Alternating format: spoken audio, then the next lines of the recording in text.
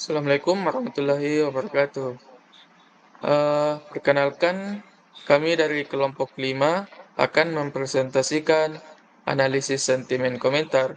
Penggunaan aplikasi Tokopedia pada Google Play Store menggunakan algoritma Naive Bayes Classifier.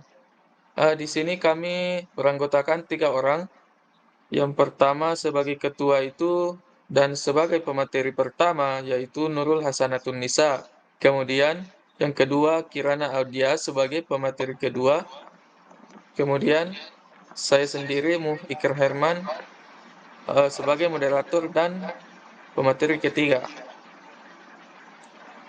Langsung saja dipersilahkan kepada pemateri pertama yaitu Saudari Nurul Hasanatun Nisa agar membaca materinya. Terima kasih. Baik, adapun pendahuluan dari jurnal penelitian kami yakni dalam era informasi digital saat ini, aplikasi e-commerce menjadi pilihan utama masyarakat untuk berbelanja secara online. Tokopedia adalah salah satu platform e-commerce terbesar di Indonesia yang menarik banyak pengguna.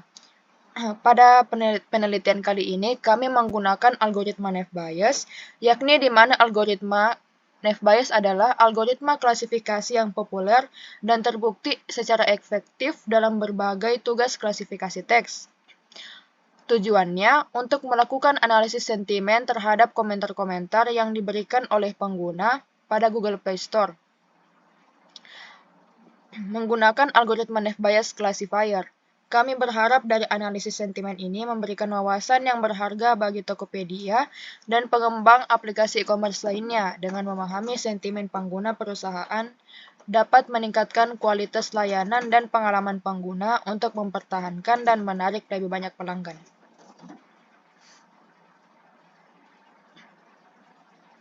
Selanjutnya adalah metode.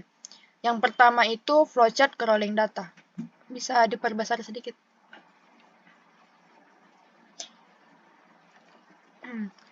Pada flowchart crawling data, pertama-tama adalah memulai proses, kemudian mengimport library.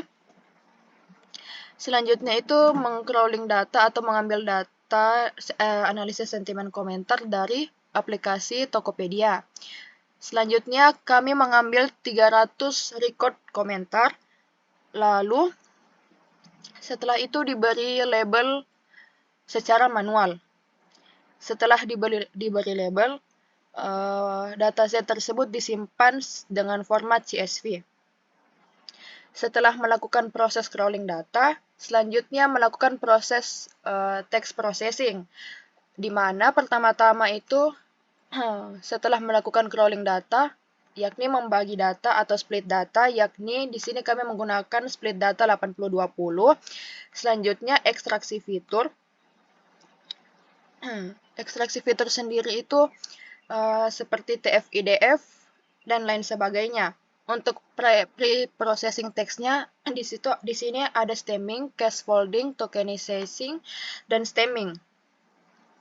Setelah ekstraksi fitur, kami membangun model yang telah dilakukan yakni Naive Bayes Classifier. Selanjutnya hasil akhirnya akan disimpan dengan format CSV. Next.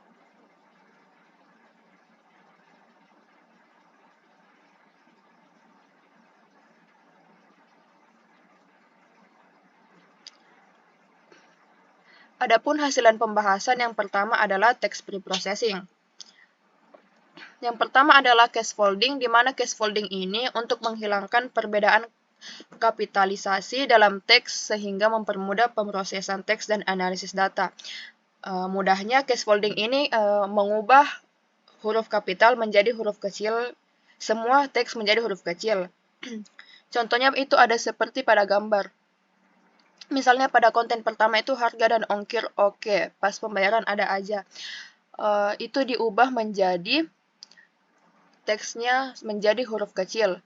Selanjutnya ada stop removal, yakni mengidentifikasi dan menghapus kata-kata berhenti dari teks untuk meningkatkan efisiensi dan kualitas pengolah kata dan menarik perhatian pada kata-kata yang lebih informatif dan relevan.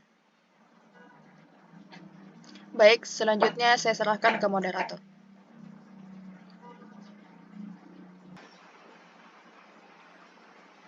Oke, terima kasih kepada Saudari Nurul Hasanuddin Nisa yang telah menjelaskan materi pertama. Kemudian saya serahkan kepada Saudari Kirana Audia untuk menjelaskan materi kedua. Saya persilahkan Kirana Audia. Baik, terima kasih atas kesempatannya Ustaz. Selanjutnya ada automation, di mana automation bertujuan untuk memecah teks menjadi unit-unit yang lebih kecil agar lebih mudah dianalisis, diproses, atau digunakan dalam berbagai aplikasi pemrosesan data. Setelah dilakukan processing, selanjutnya proses selanjutnya yaitu streaming, di mana streaming merupakan step untuk mengurangi kata-kata ke bentuk dasar yang serupa sehingga dapat dianggap sebagai representasi data yang sama dalam teks. Selanjutnya analisis sentimen. Di analisis sentimen ada analisis sentimen yang dilakukan di pola dalam. Di pola dalam ini ada dua, ya, ada negatif dan positif. Dapat dilihat bahwa perbandingan sentimen positif dan negatif terdapat 61 komentar positif dan 229 komentar negatif. Selanjutnya wordcloud, di mana wordcloud adalah representasi visual dari kumpulan kata-kata yang digunakan dalam sebuah teks. Pengguna dapat memahami konten utama dalam teks tanpa membaca dokumen.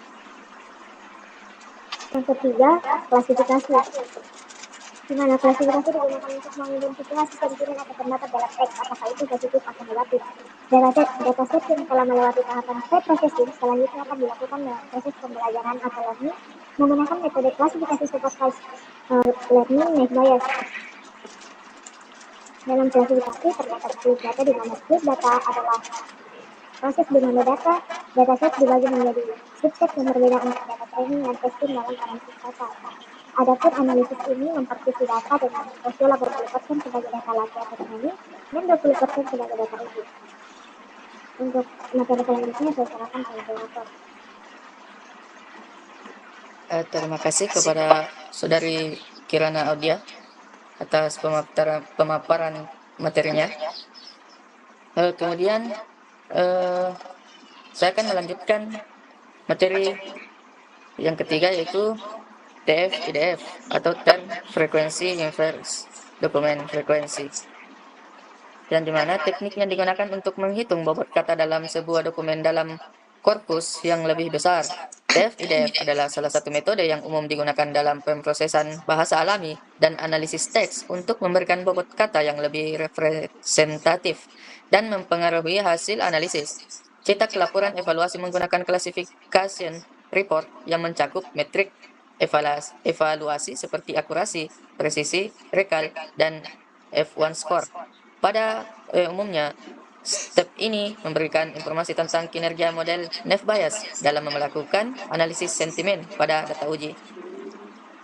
Di sini ada presisi, rekal, dan F1 score. Dengan hasil negatif, presisi itu 0,77 dan rekal 1,00, F1 score 0,87. Dengan posisi positif, presisinya itu 1,00, kemudian rekal 0,19 dan F1 score 0,32. Dengan akurasi F1 score itu 78% dan support itu 60%. Baik, berikut adalah hasil dari demo singkat dari codingan yang telah dibuat.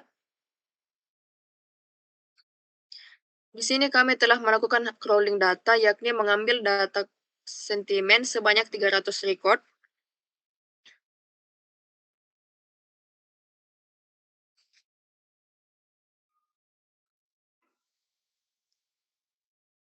Setelah itu, hasil crawling data disimpan ke dalam bentuk CSV.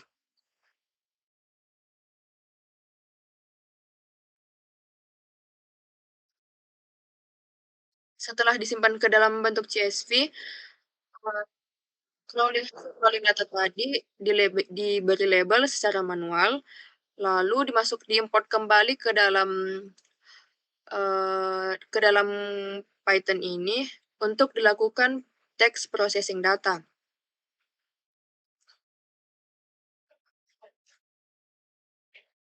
Adapun hasil plot yang kami peroleh dari analisis sentimen positif dan negatif dapat dilihat di sini perbandingan sentimen positif dan negatif pada komentar Tokopedia menghasilkan komentar negatif lumayan tinggi dengan 231,0 dan positif 69,0. Selanjutnya melakukan text preprocessing untuk scaffolding, yakni mengubah teks menjadi huruf kecil. Dapat dilihat seperti ini setelah melakukan text clean. Selanjutnya melakukan stop word dan juga visualisasi dalam bentuk word cloud. Berikut hasilnya. Selanjutnya melakukan tokenizing.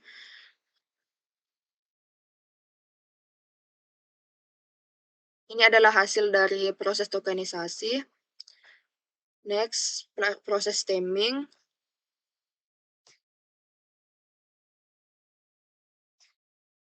Yakni mengubah teks-teks tersebut menjadi kata dasar. Dan setelah dilakukan text stemming itu kami memperoleh sekitar 2.227 kata dari 300 record sentimen komentar dari aplikasi Tokopedia pada Google Play Store. Selanjutnya melakukan split data. Di sini kami melakukan split data sebanyak 80-20 dan melakukan pembobotan TF-IDF.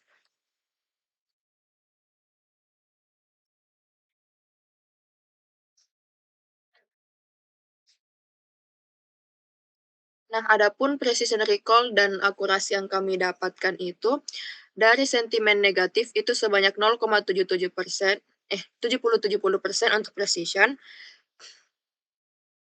1,00 untuk recall, dan F1 score itu 0,87 dan support 44.